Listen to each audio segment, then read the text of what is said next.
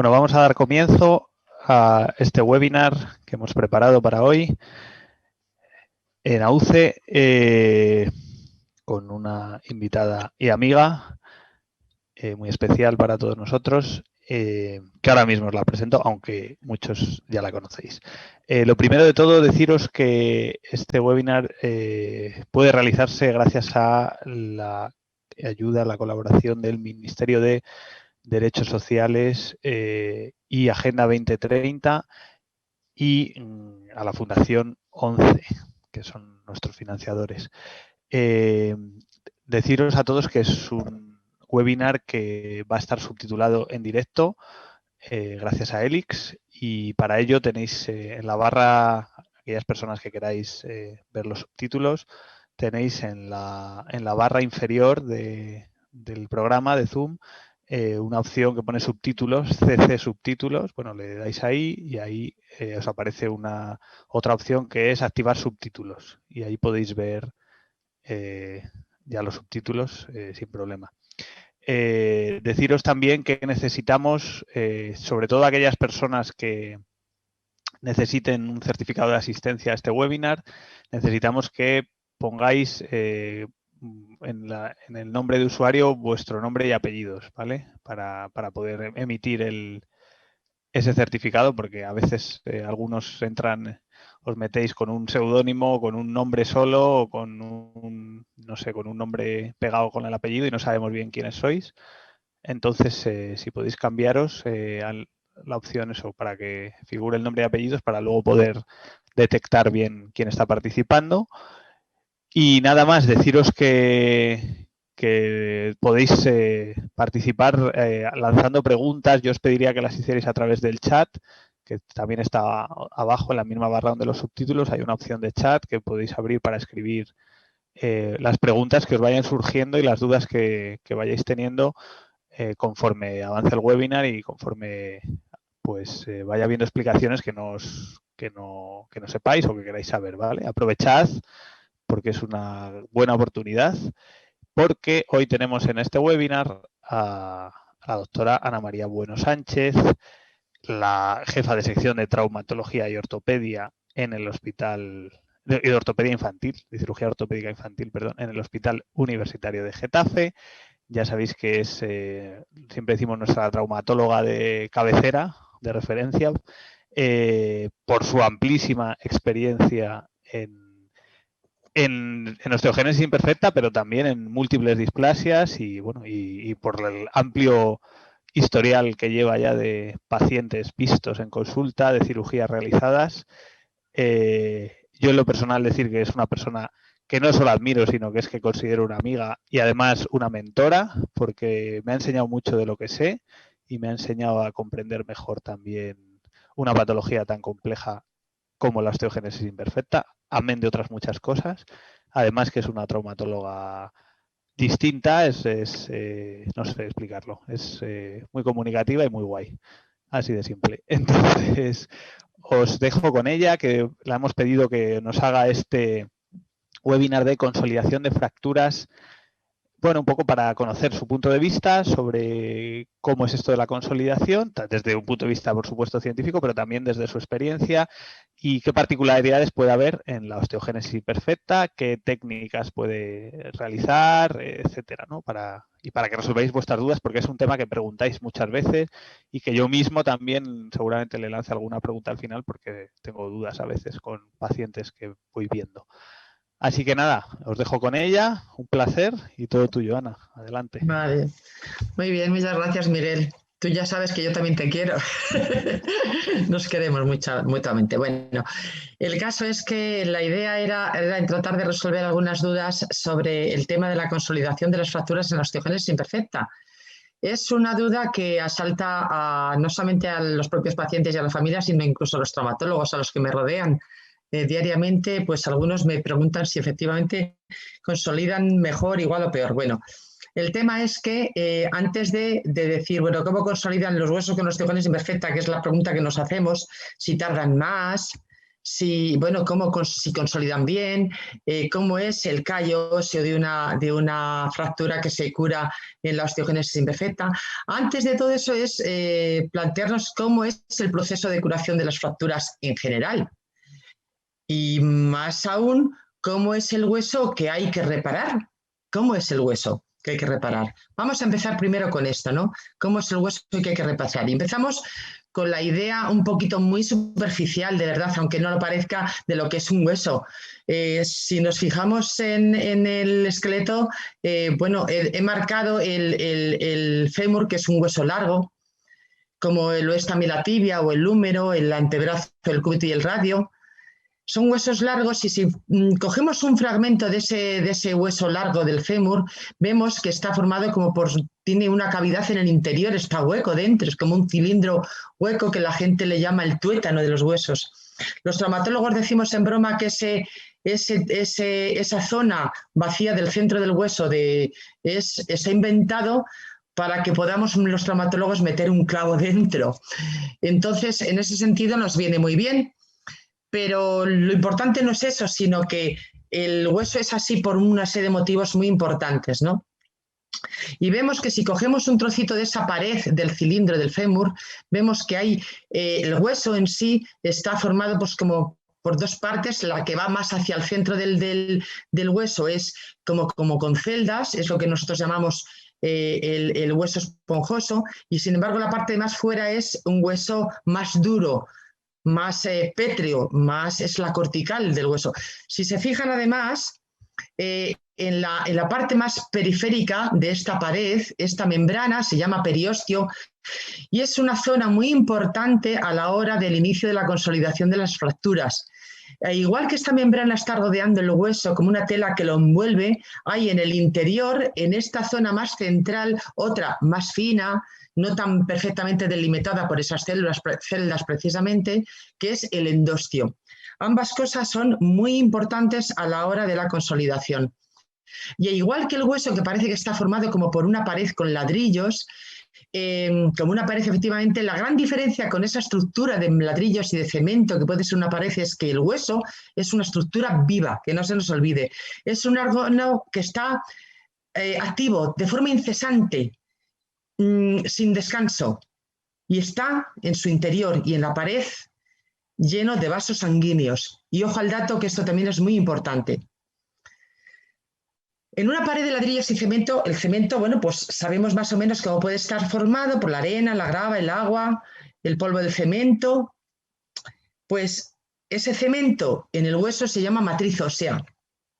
Y en la matriz ósea está igualmente formada por unas sustancias que son sales minerales, distintos minerales, calcio, fósforo, magnesio, selenio, un montón de cosas. Pero fundamentalmente dentro de ese cemento del hueso lo que hay es calcio. Y el calcio está formado, dentro del hueso en forma de una forma química que es la hidroxiapatita, en forma de cristales de hidroxiapatita. Y además en el hueso también hay, en ese estroma, en esa matriz ósea, hay unas sustancias proteicas, unas proteínas, fundamentalmente es el colágeno tipo 1, el que hay dentro del hueso. Y entre los dos, entre las sales minerales, la hidroxiapatita y la proteína, el colágeno, se forma la amalgama, el barro, el cemento que va a rodear y a formar parte de ese hueso. Fíjense que, como digo, el calcio está en forma de hidroxiapatita, de cristales de hidroxiapatita, y la proteína fundamentalmente de la que forma parte el hueso es el colágeno tipo 1, que está aquí representada en forma de una triple hélice. Bueno, eso es en relación a lo que es el estroma, la matriz ósea. Esto, más o menos, es una forma también muy somera de imaginarnos cómo puede ser el que la proteína se una con el calcio y formen ahí esa estructura tan dura. Y esa estructura tan dura, por un lado es un poquito elástica porque el colágeno lo es, pero además es muy dura por los cristales de hidroxiapatita, están rodeando a los ladrillos, que son las células.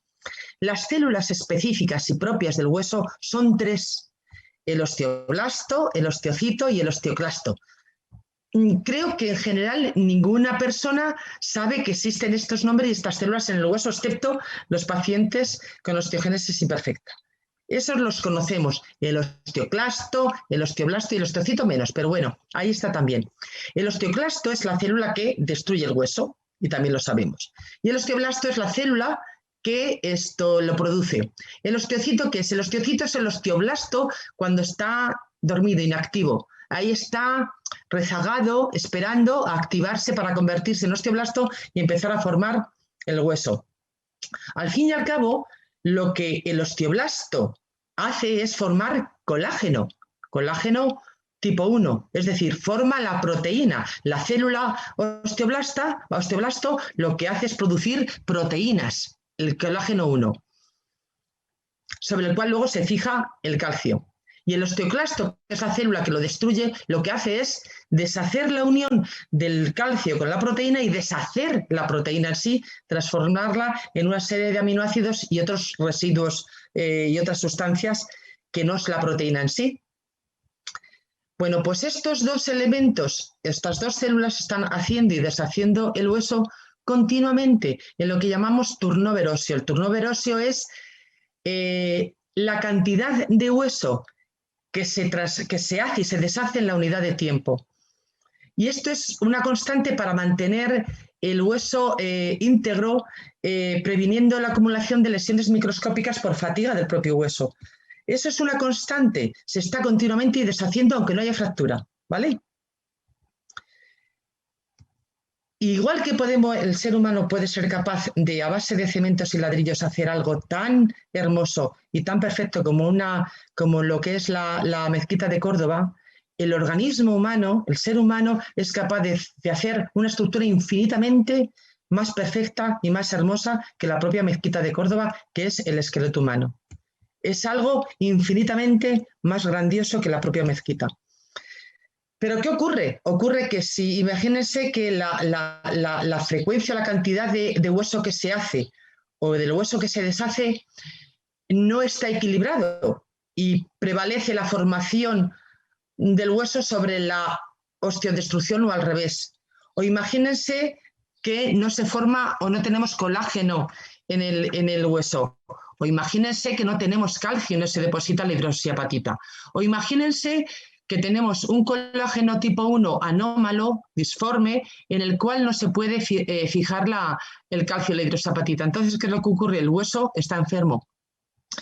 Tiene una cosa que se llama displasia ósea, de las cuales hay muchísimas, de distintas etiologías. Y una de ellas es la osteogénesis imperfecta. Es decir, lo que ocurre es que el hueso en la osteogénesis imperfecta está enfermo. Coincide que es que no tiene un colágeno sano o tiene poco colágeno, con lo cual el calcio, la hidroxiapatita, no se fija correctamente en ese colágeno y el hueso pierde sus características mecánicas. Se hace infinitamente más frágil. Bien, recuerdan pues que lo del turnover óseo era el recambio del que decíamos que el equilibrio entre el hacer y el deshacer el hueso. Pues bueno, este hacer comer el hueso y volver a depositar hueso en el mismo sitio está influido por un montón de circunstancias que nosotros no podemos controlar. Las controla el crecimiento, las controla una serie de cosas que tenemos dentro del organismo y las controla por la agresión sobre el hueso. De tal manera que, si recuerdan, aquello de que decía del periósteo y el endósteo del hueso, ahí existen unas células madre y unas células stem y fibroblastos que cuando reciben el estímulo correspondiente, igual que el osteocito, se transforma en condroblasto y luego en osteoblasto o directamente en osteoblasto maduro para formar las fibras de colágeno, que son las que luego van a estar rodeando las células. Bien, por otro lado están los osteoclastos, que decíamos, estos osteoclastos activos proceden de otras células que vienen por la sangre, que es el sistema monocito-macrófago, del cual yo no voy a hablar ahora, aparte de que ya lo tengo un poquito olvidado. Pero de alguna manera, de esas células surge la transformación en un preosteoclasto, en un osteoclasto y luego en un osteoclasto activo, que es el que elimina la matriz ósea. ¿Qué ocurre cuando el osteoclasto elimina la matriz ósea? Digo que destruye el colágeno y destruye y lo separa del calcio y entonces se producen unos residuos libres que estos a su vez van a estimular a que se active el osteocito. Y el osteocito, estos residuos libres y el osteocito se transforman en osteoblastos, y estos osteoblastos, en función de otras serie de circunstancias, cuando ya hay muchos o cuando hay pocos residuos, lo que hacen otra vez es activar el osteoclasto activo. Y entramos así en un círculo vicioso, entre comillas, pero un buen círculo que está promoviendo el hacer y el deshacer el hueso. Las propias células se activan y se desactivan a su propio enemigo, que es el osteoclasto, a su propio enemigo, que es el osteoblastos. Están entre ellas perfectamente implicadas y unidas por una serie de sustancias que se activan entre sí. Precisamente porque existe este turnover óseo, existe el proceso de remodelación ósea. De tal manera que el hueso que se fractura y queda así desplazado puede después dar lugar a un hueso perfectamente sano y como fuese inicialmente antes de la fractura. ¿Por qué?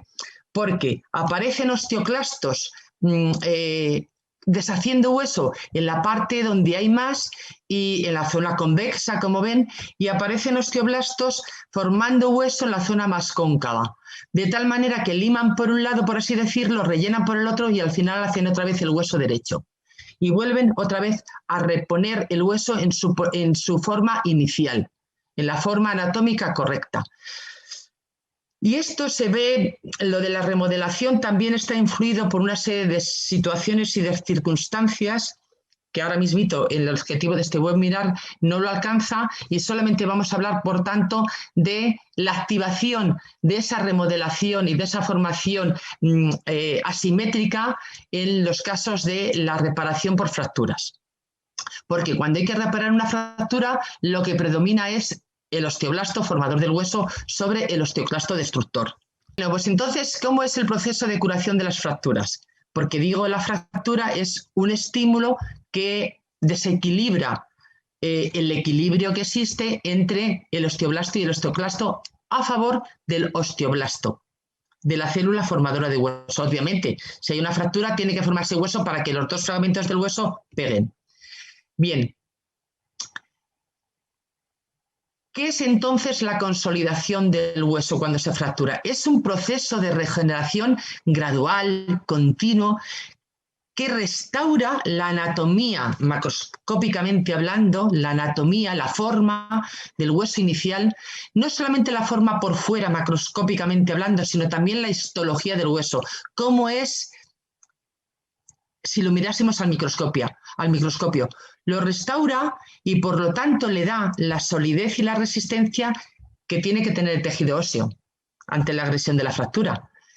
A diferencia de otros tejidos, de otros órganos de la economía del cuerpo humano, el hueso realiza una restitución, una regeneración completa, mientras que otros tejidos lo que hacen es un proceso de cicatrización. Ustedes hacen una herida en la piel y siempre les va a quedar una cicatriz por mucho tiempo que pasen, se verá más o se verá menos, pero si yo cojo ese trocito de la piel y lo miro al microscopio, veré cicatriz, no veré piel sana, veré cicatriz.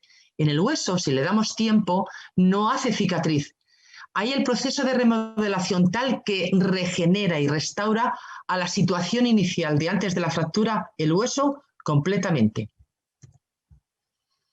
Es decir, que ante la agresión de su integridad física, la fractura, empieza a partir de ese mismo instante ya un proceso de regeneración que se inicia, como digo, en el mismo proceso en que se produce la fractura.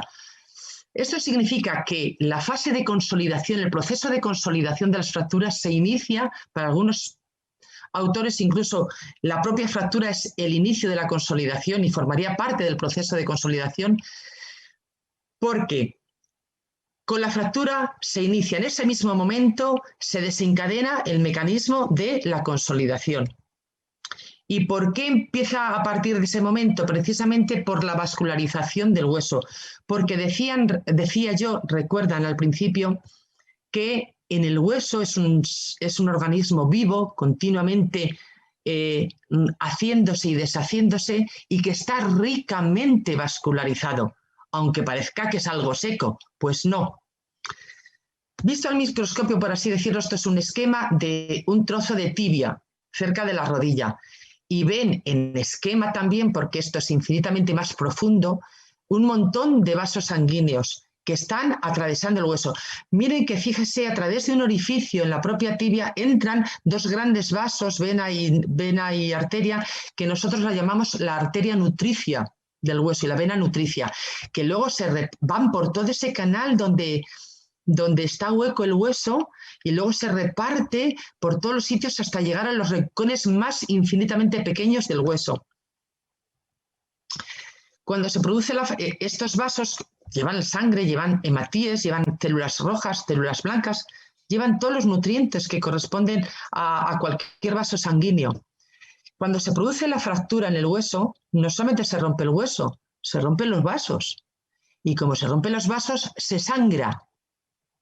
Y a partir de ahí llegan células, llegan sustancias que se derraman dentro de esa fractura y que producen un proceso de inflamación. Y a partir de ahí se produce ya la consolidación en esas tres fases. En la fase de inflamatoria, en la fase de reparación, que tiene dos partes a su vez, las veremos, la formación del callo óseo blando, del callo blando y del callo duro o el callo óseo, y la fase de remodelación. En la fase de inicio de inducción, es decir, se produce la fractura, como digo, es el primer estadio, dicen algunos autores, del inicio del proceso de consolidación. Se rompen los vasos, se forma el hematoma.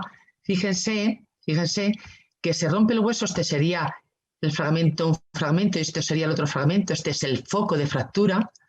La sangre se derrama en el interior del hueso, a través del hueso y alrededor del hueso. Aquí se ha desdibujado en esquema esta membrana, que era el periósteo, separada del hueso y no está rota en este caso. Nos viene muy bien no haberla roto, que en muchas ocasiones se rompe, casi siempre se rompe también, para que vean cómo el hematoma, cómo la sangre se queda ahí, y viene muy bien que se quede ahí y empiece el proceso a partir de ella de regeneración. Luego comienza la fase de inflamación. En el momento en que se rompe el vaso, se rompe y se liberan un montón de sustancias, un montón de células que se transforman en otras y que dan lugar a una diferenciación celular y a una serie de procesos que lo que hacen es que se forme el callo blando. Vamos a ver. El callo blando es en el momento en que se produce el derrame de sangre dentro del hueso y se produce esa fase inflamatoria. Le damos un margen de tiempo y durante 2 o 3 semanas las células se están transformando, se están cambiando, están produciendo una serie de sustancias para que sobre ese hematoma de fractura se depositan ciertas células que proceden del endostio, que proceden del periósteo, que proceden de los osteocitos y empiecen a formar la proteína, el colágeno 1. En esta fase es importante también el que el hueso esté muy bien vascularizado, porque a través de la sangre y de los nuevos vasos que se van formando les llegue oxígeno y nutrientes a las células que están produciendo colágeno, que ya empiezan a producir colágeno. En esta situación todavía no se ha depositado el calcio, es un callo óseo blando, es un callo fibroso, tiene cierta elasticidad y permite ciertas cargas, cierto tope de cargas de peso, pero en eje con el hueso. No permite las rotaciones ni otra serie de fuerzas que no sean en la misma línea del hueso. Pero es bueno porque estas cargas axiales que nosotros decimos en eje con el hueso, se estimula la formación del callo duro, del que se deposite el calcio. Y fíjense que en esta fase ya, porque a las 2 semanas, incluso a veces antes, depende de la fractura, depende de qué tipo de fractura sea, dónde esté localizada la fractura y depende del niño, pues en muchas ocasiones digo que en esta fase es frecuente que yo les invite al apoyo y a la carga. Distintas formas y de manera muy bien controlada, pero cargando. Y en este sentido tenemos que ser muy estrictos a cómo lo hacemos para no complicarle ni volver para atrás, sino que estimulemos la formación del callo. Como digo, la formación de este callo blando, que es fibroso, ocurre igual en la osteogénesis imperfecta que en los huesos sanos. Todas estas fases que estamos viendo, la fase de fractura, la fase de inflamación, la fase de formación del callo blando, es idéntica, igual que en un hueso sano. No hay problemas en la formación de un callo fibroso. Las células, los osteoblastos, están formando el colágeno que tengan en la cantidad que puedan, pero están haciéndolo, ¿ok? Y luego viene la transformación del callo blando o fibroso en callo duro o en callo óseo. Ya es duro. Sobre esas células que se han transformado en osteoblastos y se están formando el colágeno 1, empieza a producirse los depósitos de hidroxiapatita, que ha venido también a través de la sangre. Porque nosotros tenemos el calcio en la sangre y luego a través de la sangre llega al hueso y se deposita en el colágeno que han formado y que están formando las células formadoras del osteoide, que es los osteoblastos. Lógicamente esto se produce de forma anárquica, histológicamente el hueso tiene distintos estadios y distintos momentos en cada zona del hueso. En alguna zona a lo mejor le vemos un poquito más de calcio, en otro menos, etcétera, etcétera. Se va formando en distintos puntos, de distintas maneras, pero lo va haciendo todo en conjunto. Ven que el callo óseo se va produciendo a todo alrededor del hueso, en la periferia, en el centro del hueso. Todo se está rellenando de ese tejido fibroso sobre el que se está depositando el calcio. El hueso en este sentido es ahora aquí, en esta zona, es mucho más duro y menos elástico, y por esa razón también puede ser más frágil, ¿vale?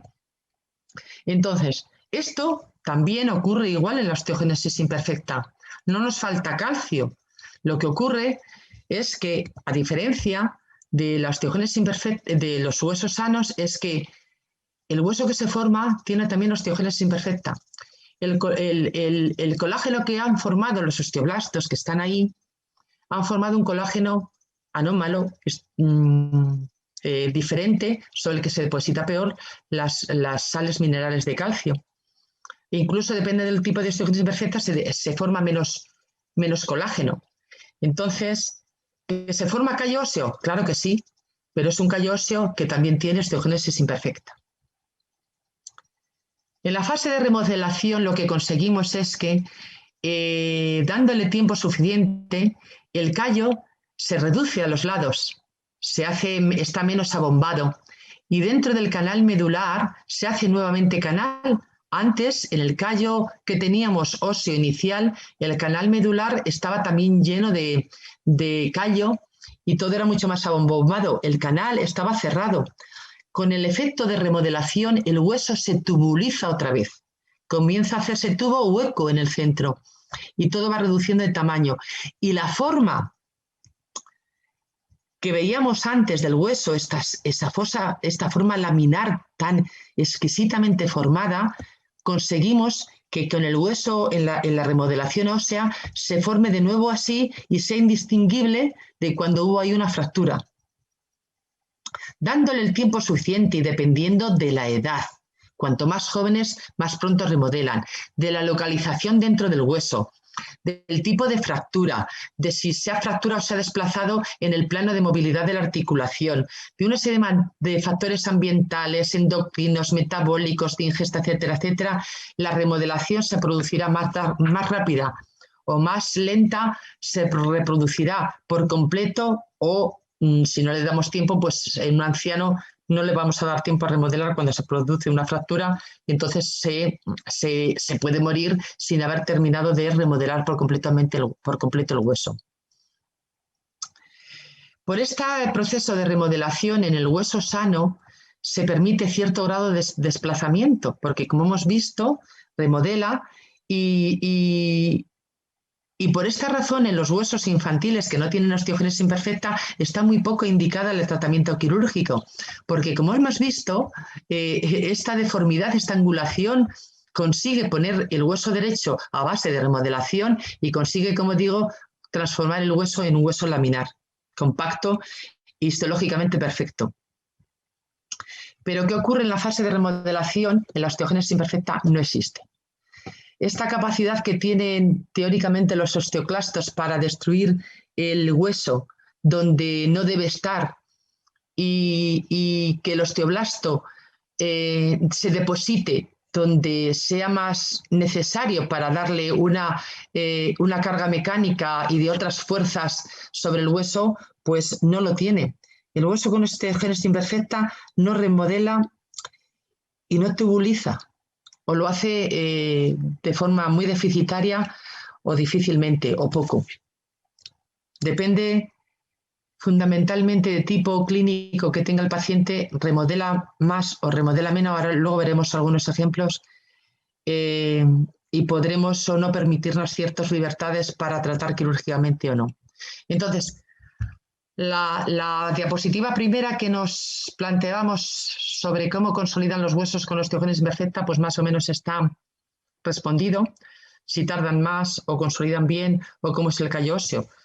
¿Tardan más? Pues no tardan más. Incluso, a veces incluso lo hacen más deprisa que los huesos sin osteogénesis imperfecta porque mi conocimiento de la osteogénesis imperfecta, y así he querido transmitirlo, sabemos que el hueso con osteogénesis imperfecta necesita actividad, necesita carga, porque la carga en general, en cualquier hueso, estimula la formación del hueso. Existen estudios miles de cargas eléctricas positivas y negativas y otra serie de cosas que estimulan la formación del osteoide por parte del osteoblasto, y eso es en general en todos los huesos, pues con más motivo la osteogénesis imperfecta. Entonces, si encima le ponemos a cargar más pronto, pues como que estimulamos más la formación de ese callo y aparece muy rápidamente. Yo la verdad es que me sorprendo cómo empiezo a ver las sombras del callo en pacientes operados recientemente.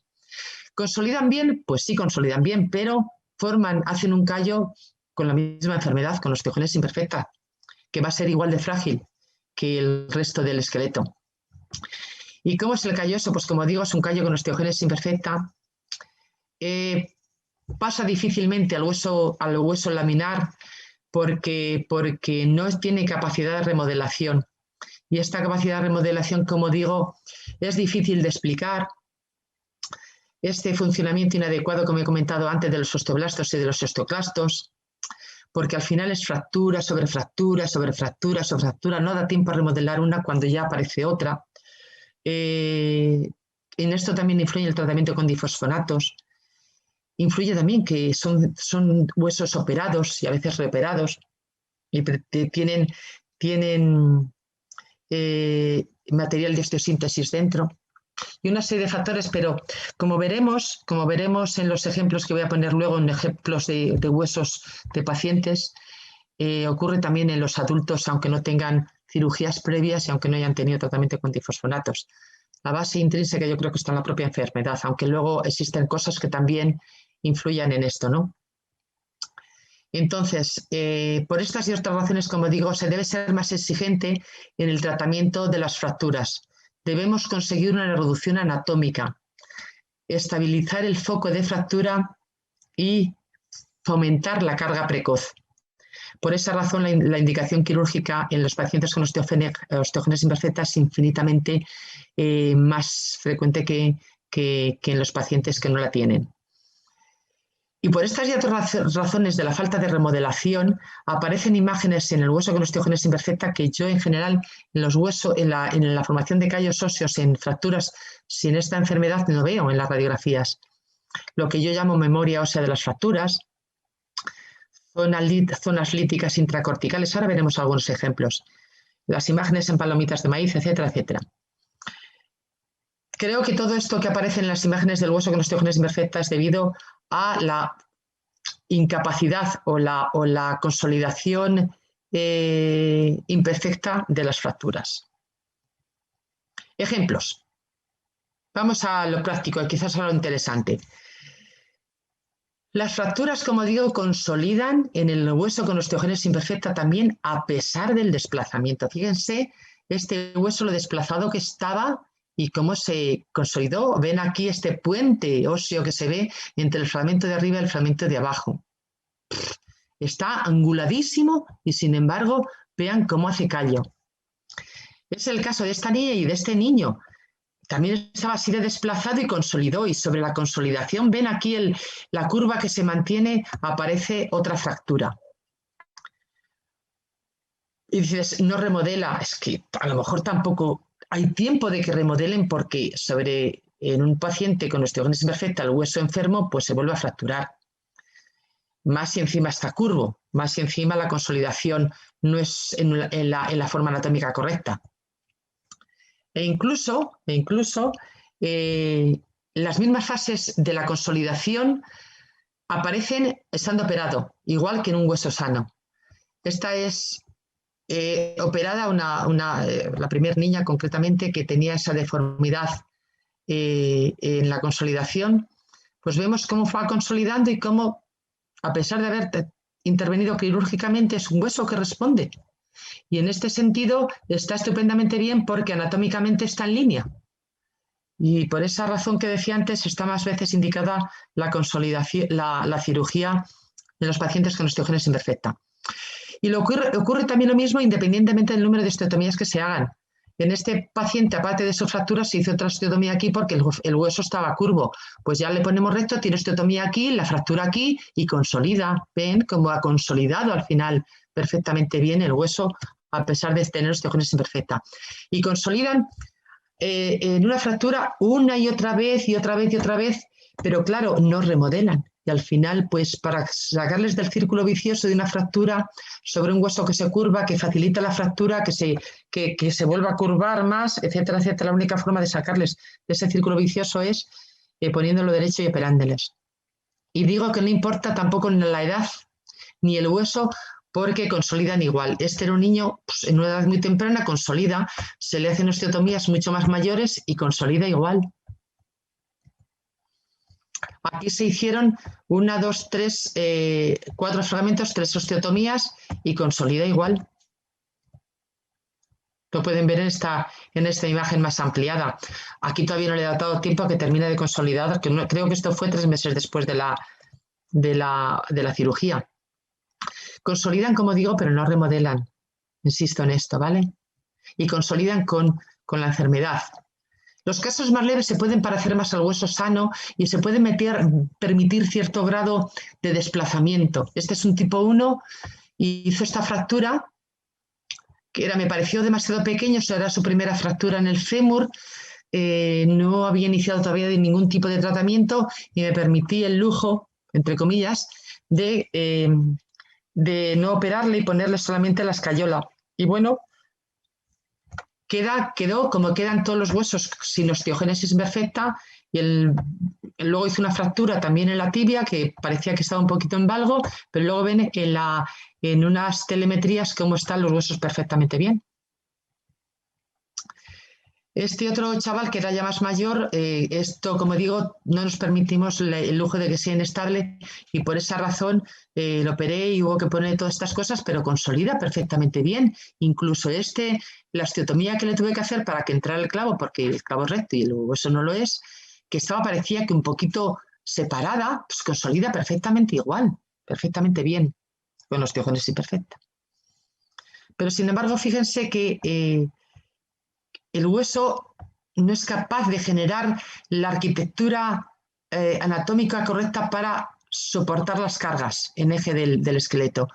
Son muy anchos, incluso los tipo 1 son muy anchos, cerca de las articulaciones y muy estrechos en la diáfisis. ¿Lo ven? Lo ven ahí, ¿verdad? Dentro del canal, a pesar de que tengo canal medular, porque lo tiene, pero es un canal medular muy estrecho, muy fino. Y tanto nos da en los niños que en los adultos. Este es el hueso de un niño que aquí cabe, yo qué sé, una aguja de 1 milímetro, digo de 2 milímetros, y en este adulto de 4 milímetros, cuando lo normal a lo mejor en un adulto en esos fémures cabe un clavo de 15 milímetros, de 14 milímetros, pues aquí estos son 4 milímetros. Y luego por otro lado son las imágenes radiográficas de consolidación imperfecta que yo llamo. Este niño que tuvo una fractura hace muchísimo tiempo, yo no conocí esta fractura, pero vino al hospital ya con esta consolidación, pues bueno, se ve aquí esta imagen, esto tan grueso aquí, tan grueso con esta imagen lítica en el interior de esa mazacote cementoso de la cortical. Por ahí se rompió. Y da lo mismo que fuese un niño porque esto es un adulto. Esta adulta concretamente, bueno, tiene aquí su primera fractura es en esta señora que tiene 53 años, me parece, o 40 y muchos. La primera fractura que tuvo fue la del fémur izquierdo, la que ven ahí con el clavo. No había tenido jamás una fractura, ni nada de nada. La madre de esta señora, pues al parecer sí que había tenido bastantes fracturas y tiene un hijo con unos tejones imperfecta muy grave. Y ella nunca había tenido fracturas, pero sin embargo genéticamente tiene la misma mutación que el hijo y que la madre, que la abuela, en este caso. Y tenía los huesos igual que este otro niño, con esta zona tan densa, ósea, esta cortical tan gruesa y este canal tan estrecho. El tener las corticales tan gruesas es sinónimo de poca vascularización, pocos canales vasculares por donde llegue sangre, que es lo que permite y ayuda a la consolidación. De hecho, esta señora en esta zona hizo una pseudoartrosis, es decir, que no consolidó. Y esta señora jamás había sido operada, jamás había tenido tratamiento con difosfonatos ni nada, solamente tenía la enfermedad. En este otro caso, como ven, esta niña vino al hospital con estas deformidades. Fue operada, esta niña ha sido operada en bastantes ocasiones, pero fíjense cómo en una imagen que tuvo aquí de una fractura, aparece esta imagen dentro del hueso, esta imagen líptica, que se mantiene en el tiempo. Ahí estaba. O sobre este hueso de este chaval, que es un tipo 4, bastante leve, ven que esta radiografía es muy anterior a esta otra, entre otras cosas, porque el clavo se ha telescopado, ¿vale? Y tuvo una fractura silente en la que hizo esta consolidación tan importante, este hueso tan importante, y luego al cabo de un tiempo empezó con dolor aquí como abriéndose otra vez la fractura. Este otro caso en el que está perfectamente consolidada esta fractura que tuvo y al cabo de un tiempo aparece ahí esta imagen de fisura sin que el clavo se doble porque realmente no ha habido un mecanismo que haya producido la fractura, aparece sola espontáneamente y luego peligrosamente se va abriendo más. Aquí vemos cómo esta misma imagen que luego ha consolidado y tal, como que reaparece otra vez ahí y cada vez se hace más llamativa. Esa imagen en cualquier hueso, los traumatólogos diríamos que es una pseudoartrosis, es decir, que ha tenido una fractura y no ha consolidado. En un hueso sin osteogénesis imperfecta, digo, esa imagen nosotros la catalogaríamos de pseudoartrosis. Pero en este caso y en otros que ahora les enseñaré, ¿por qué si no ha habido? Este paciente, cuando se le operó, ya no recuerdo muy bien porque esto es de hace, yo que sé, 22 años. Se le operó, se le puso este otro clavo telescópico que no es el que ponemos ahora y parecía que efectivamente estaba consolidando. Se ve el callo a los dos lados, en todas las corticales y al cabo de muchos años aparece otra vez esta imagen que yo le llamo pseudoartrosis, ¿vale? Y se ve cómo está aquí este callo, este hueso tan blanco, tan blanco, tan blanco que está avascular. Ahí no llegan los vasos sanguíneos bien, no hay vasos sanguíneos ahí. Si perforo este hueso, no sangra, es todo mármol. Y de hecho se fracturó espontáneamente, no apoyó la pierna, la tenía en el aire cuando iba a dar el paso y en el aire sintió clac y al apoyar se dobló porque ya se rompió en el aire. ¿Por qué?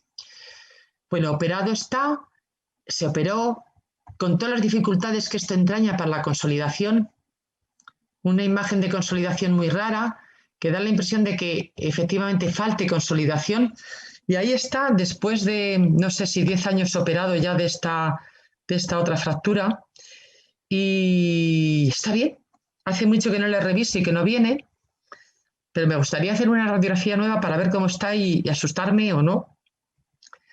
Pero es que en el fémur del otro lado también tiene esta imagen que se mantiene en el tiempo durante años y años y años.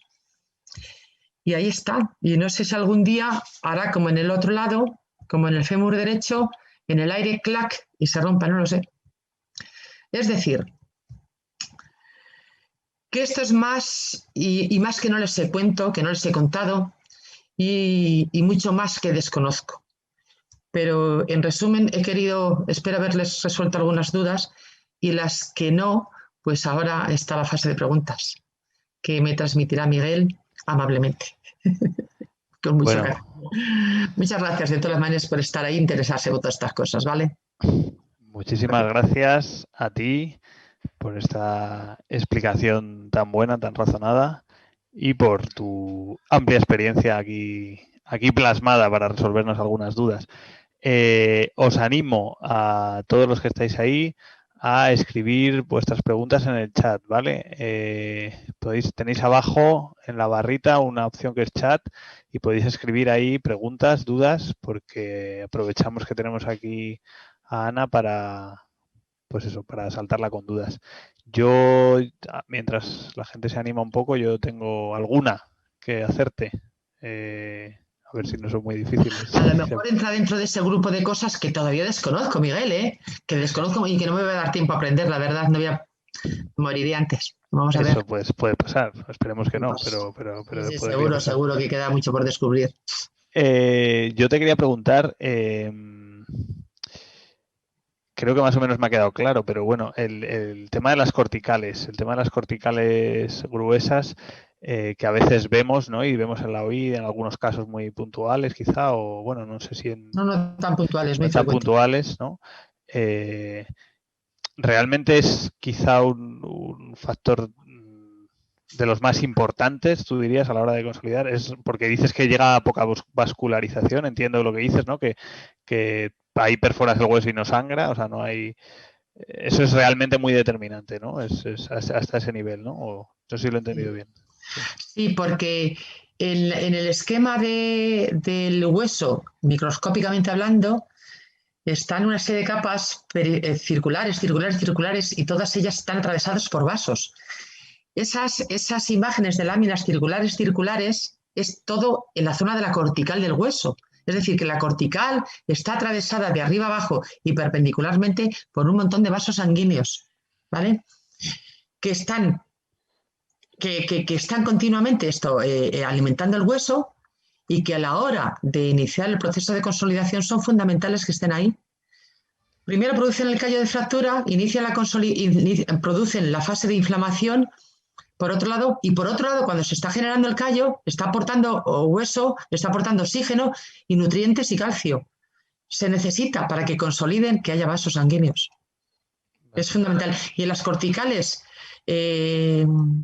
cuando son corticales en las que se ve radiográficamente que son muy gruesas, con muy poco canal, que tiene además incluso la forma de fusiforme, de un uso muy alargado, que estrechan mucho el centro del hueso, la medular, eso ya lo veo, es que ya lo veo radiográficamente que es un hueso que yo perforo y que sale solamente blanco, blanco como si estuvieras perforando mármol. Y si no sangra es porque no hay vasos ahí, y si no hay vasos, la consolidación se ve muy comprometida. A pesar de todo, muchísimos consolidan aún para sorprenderme yo. Y ahí te quería yo preguntar, en esos casos, ¿qué se puede hacer o qué es lo que sueles hacer en quirófano? Claro, cuando son niños y le dejo el margen efectivamente de otra serie de estímulos que hay, no solamente la cortical. En el endostio, dentro del hueso también hay. Alrededor del hueso, la membrana que te digo que muchas veces se rompe, pero que luego permanece ahí, crece, uniéndose también entre sí, y a partir de esa membrana se forma callo. ¿Vale? No solamente todo es cortical, sino lo que hay alrededor, el periostio y el endostio, es muy importante. Y luego todo lo que nutre también al propio periostio que viene de fuera. Entonces, en los niños que tienen esa capacidad de regeneración del periostio y de todo lo demás, muchísimo más, no hago nada. Pero en los adultos habría que poner, en muchos de ellos, injerto óseo. Injerto propio, del propio paciente, de otro sitio del hueso donde sí haya vasos sanguíneos. Y el más bueno en ese sentido y más accesible es el de la cresta ilíaca, el hueso que sobresale por encima de las caderas, que la gente lo llama caderas. Eso no es la cadera, es la pala ilíaca, que no vale para nada, excepto para darle figura y forma a la mujer, muy bonita, y darle también el sitio donde se asientan los músculos abdominales, ¿no? Entre otros, y otros músculos. Están ahí para que se inserten músculos, ¿no? Pero función mecánica como tal de carga no tienen. Entonces, por eso nos podemos permitir el lujo de resecar un trocito de la cresta ilíaca y utilizarlo sangrando, echando sangre buena, rica, en la zona que estamos operando, para que esto estimule la formación del callo. Ese fragmento de injerto es osteoinductor, induce la formación de hueso. Vale. Y en muchos casos, para resolver problemas de consolidación, lo he utilizado y en muchos casos me planteo utilizarlo desde el principio. Pero claro, a sabiendas de que la cirugía es infinitamente más agresiva y el propio paciente lo tiene que saber, esa zona duele mucho. Alguno me lo ha comentado. Duele mucho. Vale. Que conste que procuro despegar los músculos, porque el problema del dolor ahí es porque se insertan los abdominales y en cuanto te incorporas y te sientas, como tiras de ellos, pues tiran de la herida, lógicamente. Entonces, trato de despegar los músculos abdominales y no cortarlos, para que luego otra vez reinsertados no duelan tanto. O infiltro y tal, hago muchas cosas, pero a pesar de todo, muchos les duele significativamente.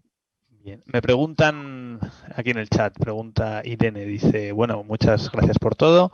¿A qué te estás refiriendo con factores ambientales? Me refiero a factores ambientales, me imagino que influyen en la consolidación, ¿no? ¿A qué te estás refiriendo? Claro, me refiero a, por ejemplo, pues un niño que no toma nunca jamás calcio puede generar incluso su propia enfermedad, como es el raquitismo, que es otra enfermedad que produce fragilidad en los huesos, pero por parte de aporte de nutrientes del exterior. O sea, nosotros tenemos calcio en la sangre porque tenemos una dieta más o menos normal, pero en las dietas pobres en calcio por algún problema, pues entonces ya se estropea uno de los elementos fundamentales. Problemas ambientales son otros, por ejemplo, el fumador. El fumador en general, no solamente la osteogénesis imperfecta, el fumador produce el cigarro vasoconstricción de los vasos, es decir, los hace más estrechos. Y durante la fase de consolidación de las fracturas, los grandes fumadores pueden verse mermada la capacidad de producir el callo de consolidación. Y es recomendable no fumar, por ejemplo. Y hay cosas más que influyen. El sol también, ¿no? Claro, el sol es aporte de vitamina D, que si no tienes vitamina D no absorbes el calcio del hueso. Al fin y al cabo no te llega calcio a la sangre, te llega calcio al hueso. Bien por déficit de vitamina D, porque no tomas el sol. En enfermedades de mala absorción intestinal, que el problema está en el intestino que tiene una enfermedad y no absorbe el calcio. Pues me comprende. Hay un montón de cosas muy largas, muchas. Bueno, aquí tenemos es un agradecimiento más que una duda. Dice, lo mío no es una duda, es un poco complicado seguirla por aquí por la técnica, pero en consulta te resuelve todas las dudas y te deja bastante claro cómo debemos de tratar a nuestros niños. Muchas gracias y poco a poco voy entendiendo un poco más con estas charlas, nos dice Noemí. Melina te dice, buenas tardes, muchas gracias por la exposición. Quería consultar, no sé si entendí bien, ¿la fase de remodelación está afectada por el desequilibrio de la actividad de los osteoblastos? Sí, ¿no? Claro, es cosas profundas. Sí, pero la respuesta sería desconocidas. ¿Por qué no se activan más los osteoblastos en una zona en concreto y se activan más los osteoclastos en otra zona concreta? Ahí intervienen más elementos de las leyes físicas de la carga. Se forman una serie de corrientes eléctricas en la zona de compresión, las zonas hay unas cargas positivas, en la zona de distracción son cargas negativas, etcétera, etcétera, y eso activa también osteoblastos y osteoclastos. ¿Por qué en la osteogénesis imperfecta no? ¿Por qué no tubulizan tan fácilmente el canal medular? Vale, luego preguntan, con esto de las corticales gruesas que veníamos comentando, dice, en el momento que hay fractura, ¿puede ser esto lo que haga que no aparezca el típico hematoma? Si hay una fractura con una cortical gruesa. Claro, en la cortical aparece menos hematoma, efectivamente sí, pero en la fractura que yo solamente he dibujado como que se rompe el hueso, también se rompe el periósteo y se rompe el endostio, se rompen los vasos que hay dentro del propio canal, no solamente la cortical. se forma hematoma dentro de la fractura. Eso no quiere decirse que se tenga que ver en la piel el hematoma. En los huesos que están muy cerca de la piel, por ejemplo la tibia, pues puede que impregne la piel, el hematoma, y se vea derrame por fuera en la piel. Todas hacen hematoma, más o menos visible o menos invisible. Pero el hueso sangra por más sitios, ¿vale? Pero se forman hematomas, en todas se forman hematomas y por esa razón consolidan. Otra cosa es que impregne la piel y se vea como tal el derrame. Claro, que se vea externamente, efectivamente, claro. Vale, dice Eva Arriba, nos pregunta, buenas tardes, muchas gracias por toda la información. A veces comenta que el clavo se está acercando peligrosamente a la cortical. Este peligrosamente es una expresión muy tuya. Así ¿Qué implica? se está antipáticamente, digo muchas veces, muy antipático como está este Sí, clavo. eso también es muy tuyo. Sí, ¿qué significa eso? No que el clavo se acerque, realmente el que se acerca es el hueso. El clavo se mantiene recto. Si el hueso es, claro, el clavo no rellena todo el interior del hueso, y menos en los extremos, que hemos visto que es mucho más ancho. Entonces, lo que ocurre es que el hueso frágil se puede seguir doblando aun teniendo el clavo dentro, recto. Entonces, si mantenemos el clavo recto y el clavo se dobla, lo que hace es que la cortical del hueso se acerca a la punta del clavo. No sé si me explico. No es que el clavo se acerque, realmente se acerca el hueso, aunque luego al final pues perfora el clavo, pero es porque al final el tamaño del clavo es X, el tamaño del hueso es infinitamente más grande en las zonas no del centro del hueso, y en un hueso con lo suficientemente frágil, pues se puede ir doblando poquito a poco. Y puede que efectivamente llegue en algún punto a tocarse la punta del clavo a la cortical, pero desde el interior del hueso. Y digo que a veces es peligrosamente o antipáticamente se está acercando a la cortical, y en muchas ocasiones, dependiendo de dónde esté esa punta del clavo y qué hueso sea y cómo esté y lo que le queda por crecer, etcétera, etcétera, pues aguanto a no hacer nada o digo, esto es peligroso, está aquí un poquito antipático, vamos a ver, tal. Yeah. Pero a veces es simplemente seguir y ver qué está pasando, ¿no? Tengo aquí esta es mía, que es que esta no se me puede olvidar. Has hablado antes de un concepto que decías que era un concepto un poco tuyo, de memoria ósea de las Sí. fracturas, ¿no? Entiendo que te referías, a lo mejor por saber si lo he entendido bien, a esas zonas que se mantiene una imagen radiográfica en el tiempo, como esa mancha que se No. mostraba en una de las... La memoria ósea de la fractura me refiero a una zona en la que hubo una fractura, una osteotomía, ¿vale? Que con el tiempo ha consolidado, se ve perfectamente consolidada, incluso a veces hasta desaparece del todo, y al cabo del tiempo vuelve a aparecer la fisura ahí y corresponde anatómicamente al mismo sitio. A ver por qué.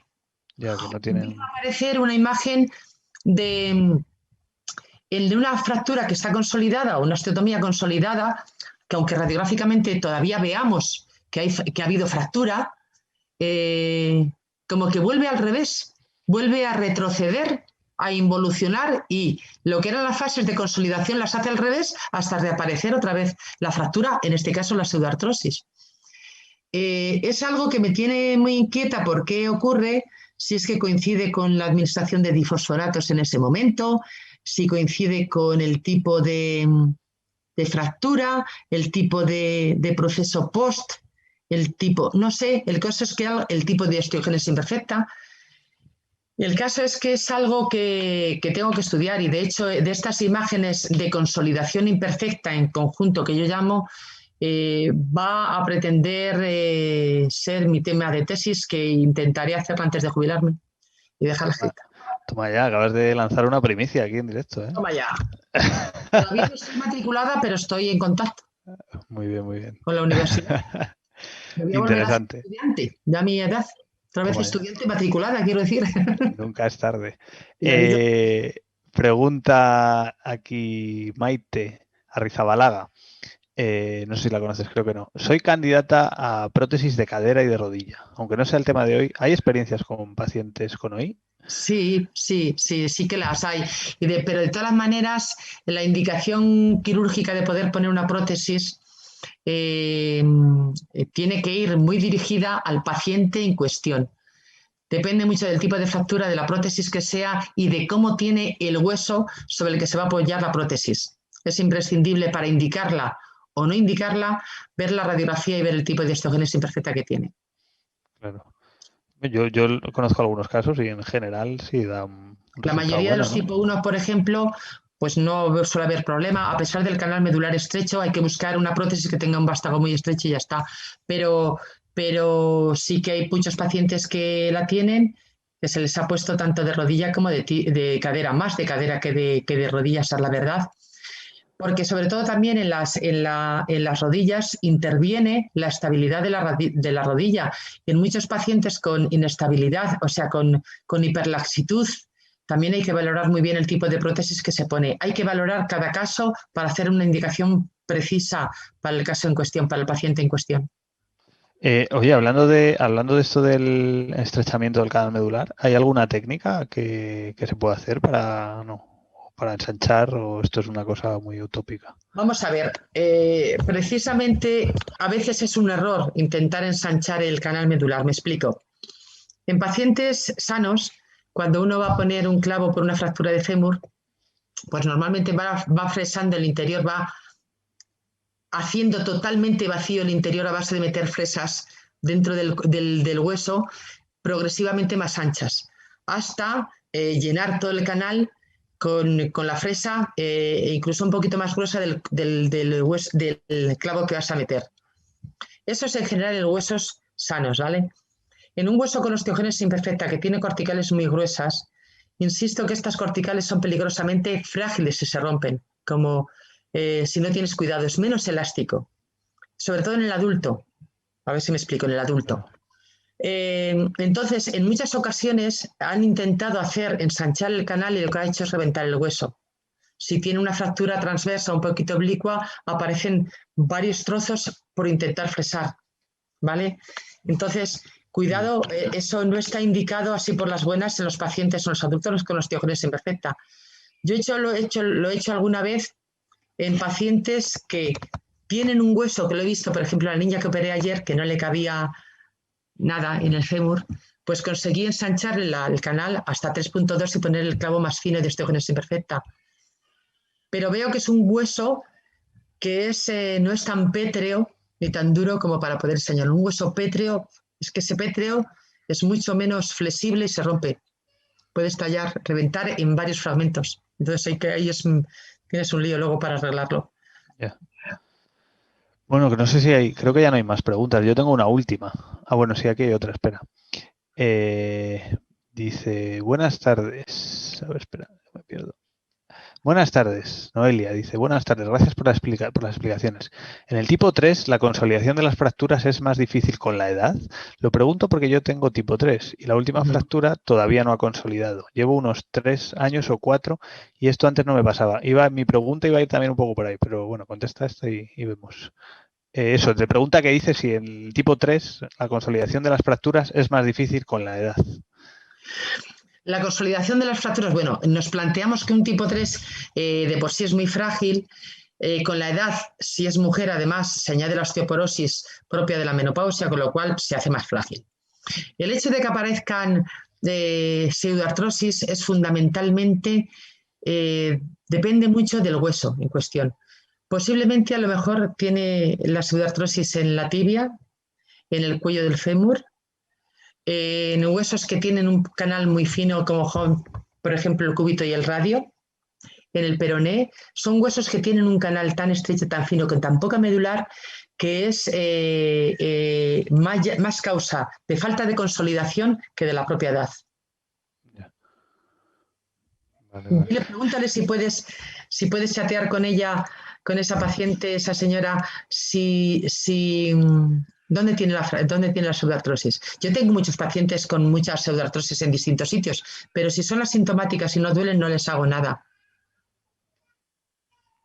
Vale, es que escríbenos, Noelia, dónde está esa pseudoartrosis, para que sepamos. Vale.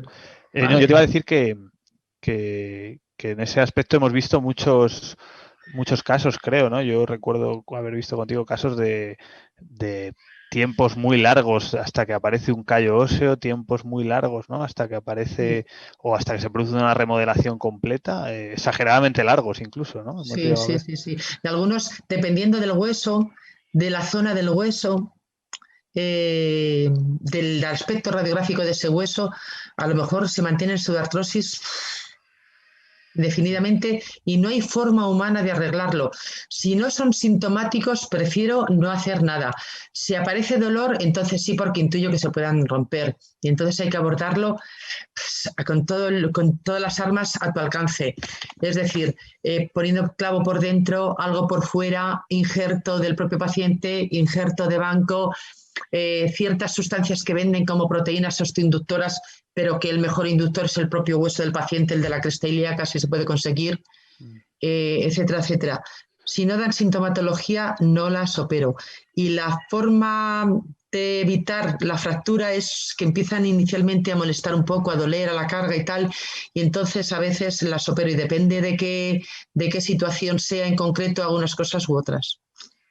Mira, dice, me has visto en consulta, es en la tibia. Tengo 34 años. Espero que no sea menopausia ya. Soy de Valladolid, no sé si te acuerdas. Sí, ya sé quién eres, claro que sí, es la tibia, sí. Y ahí está la tibia, y se quedará por los siglos de los siglos seguramente. Y la duele un poco, sí, recuerdo perfectamente. Y la duele un poco, bueno, pues tal. No es una persona, no apoya, no camina, pero ahí está, sí. Y en gente que camina incluso, también tienen esa imagen de pseudoartrosis, ¿eh? Sí, Sí, sí, sí, sí, lo está hemos bien visto. quién es. Y hemos visto caminar con pseudoartrosis también. Menopáusica, no, que me perdone. Perdoncito. Te perdona, seguro. Vale, pues creo que no hay más preguntas. Así que nada, agradecerte mucho, muy mucho tu presencia aquí. Te invito desde ya a que hagamos otro más adelante sobre algún otro Vale, tema, ¿vale? vale. Ya quedaremos Cuando queráis, mandáis, ¿vale? después de las vacaciones que nos merecemos todos, ¿no? No, no, Y, tengo una cita con Julia. bueno, a ver. Digo, después de las vacaciones, otra cita con ella para hacer otra historia. Menos mal que después, porque si es antes no te iba a dejar tener vacaciones. A ver, después de las vacaciones y ya tenemos ahí algo más o menos previsto y desde luego cuando queráis. Vale, Tengo aquí un montón de cosas que os puedo llevar, mandar radiografías y radiografías de unas cosas y de otras, ¿vale? pues nada, hablaremos. Gracias a todos los que habéis participado. Os dejo en el chat, si podéis darle 5 minutitos a la encuesta que os dejo en el link. Bueno, pues para que es una encuesta de satisfacción, nos es muy útil, nos las piden también los financiadores, estas cosas. Entonces, nada, no tardéis nada y nos hacéis un gran favor. Y nada, gracias a todos. Creo A que no vosotros. tengo más que añadir nada. Nos vamos, nos vemos. Adiós. Gracias, Ana. Hasta el lunes, Adiós, algunos adiós. hasta el lunes, que les veré en la consulta.